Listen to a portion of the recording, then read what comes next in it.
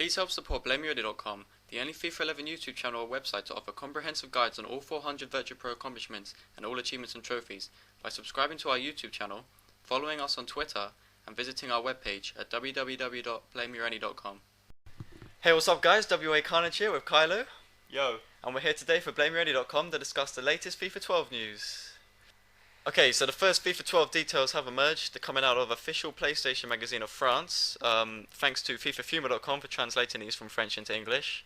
So let's start with the Impact Engine, which, and I quote, properly tracks and formulates contact between players, including their hips and knees.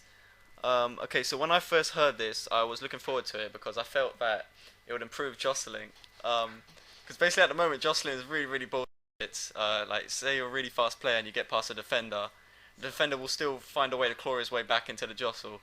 Yeah, well, it happens all the time. I play as Arsenal, because I'm an Arsenal fan, and I'm always beating people like Titus Bramble with Walcott. Yeah. I'm miles ahead of him, and somehow like Bramble gets back and barges Walcott. Yeah, I know exactly. Exact same thing happens with Aaron Lennon. It's so fucking annoying. So yeah, I was hoping that would change. But unfortunately, details have come out of official Xbox magazine recently, where one of the FIFA 12 lead designers has basically said that it's going to only be a graphical animation change, where basically the animations will change depending on what body part is hit and how it's hit, rather than like making any gameplay change. Yeah, that is just entirely underwhelming. Well, you know, FIFA. I mean, the game's really repetitive. It gets really repetitive, graphical-wise. So I'm kind of looking forward to this. Hopefully, it adds a little bit of spice to the game. You know, stop all this repetitive animations and graphics and cutscenes as well. It's just superficial. It's not necessary. It's superficial, but I think if they pull it off, it'll look nice. It'll improve the game definitely. Yeah. Alright, so the second thing, fairly similar. The AI will also keep track of areas of the body players have been injured during a match. Players can also become injured off the ball if abused too much, especially late in the game. Now, when I first heard about this, my mind cast back to those old SmackDown games on PlayStation, or PlayStation 2 rather, where they'd track which parts of your body were injured or not, with like, they would light up in red. Oh yeah, the flashing lights. Yeah, and so that's what I thought of when I first heard about this. How they'll implement that? Would they implement it similarly? No. Yeah, that's my just no. That's my guess as well. I mean, they have a reputation of bigging up a bunch of stuff and not pulling it off. So how would this work? I mean, how do you think this would work? I don't know. I'm a bit worried because like when I play you hack me repeatedly. I do hack you. At the end of the game, I'm gonna have no players. Yeah, I know. So I mean, will they implement it in online play? At the moment, there's no injuries or permanent injuries in online play. I mean, is this just going to be a single player thing? Hopefully they'll introduce it for online play. I think it'll be interesting again. It'll add a more tactical element to the game. If you've got a player that's fast but his knee's been damaged, are you going to keep him on the pitch? Are you going to substitute him?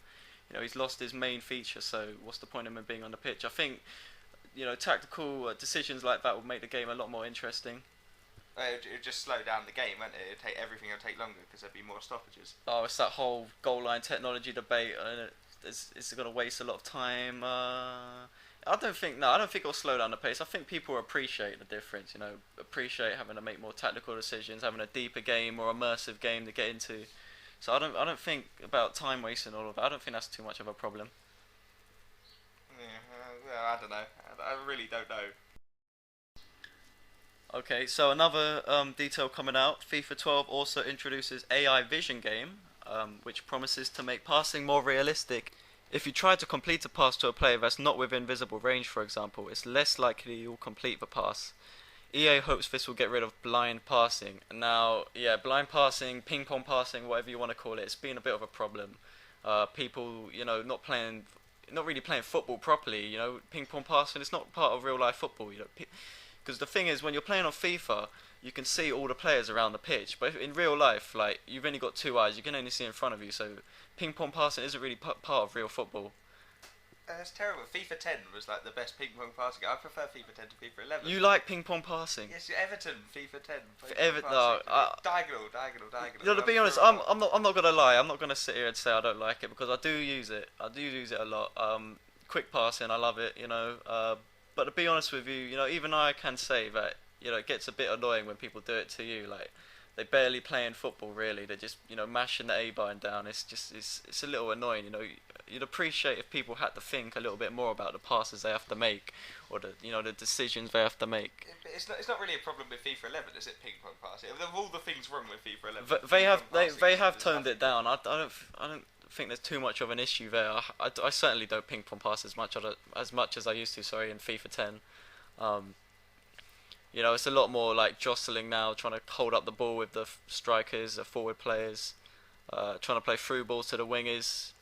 So they have toned down ping pong passing, but I mean, what is this AI vision really going to add? I mean, at the moment, if you try to play a pass where your player's not looking, it messes it up anyway. So again, I think this is just another superficial change they might make. It's what they do. It's a gimmick, isn't it? Each year they come out with a different thing. Yeah. And it doesn't really do anything. Yeah, I know. Exactly. Right, so the next thing, AI is said to be more human, with each player acting more or less according to his abilities. One example given is when an AI defender sees Fabregas coming towards him with the ball, he'll act more carefully. Now it sounds interesting. I think if they pull it off, it could be a really good improvement. Because at the moment, defenders with homing in, when you hold down the A button with defenders, they'll just carry on going forward, try and tackle you. They don't care if you're Messi or someone that doesn't have any skills, they'll do the same thing for every defender. So I think, it'll add a little element of uniqueness to each player, each more little individual battle.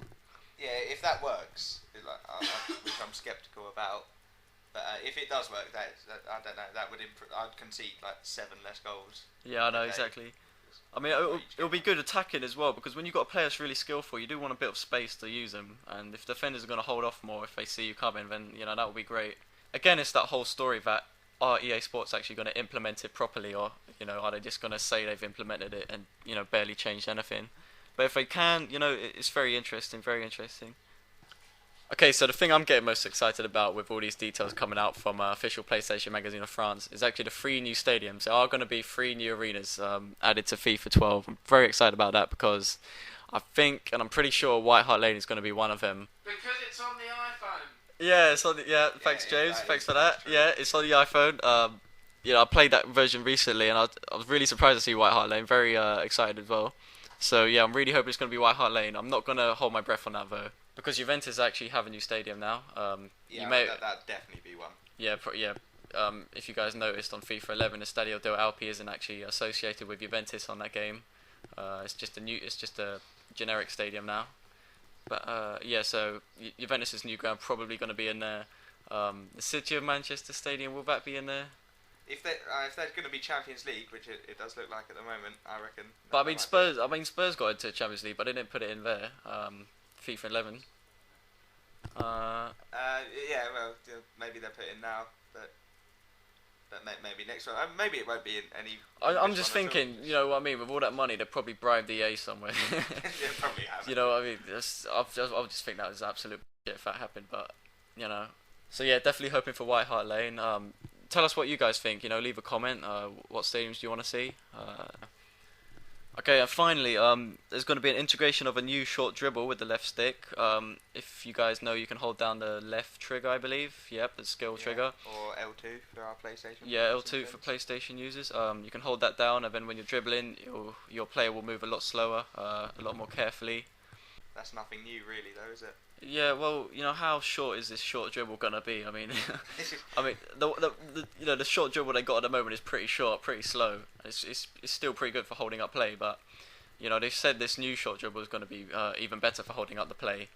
Again, that sounds a little suspicious. That sounds like typical EA, not just saying they're gonna do something and not doing it in the final version of the game. All they use is buzzwords. None of these words mean anything. They're just buzzwords. Buzzwords, yeah.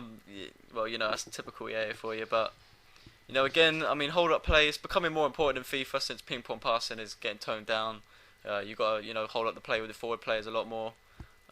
So again, if they can implement it properly, it's going to be a good thing. But again, I'm very skeptical about whether or not they're actually going to throw that in there.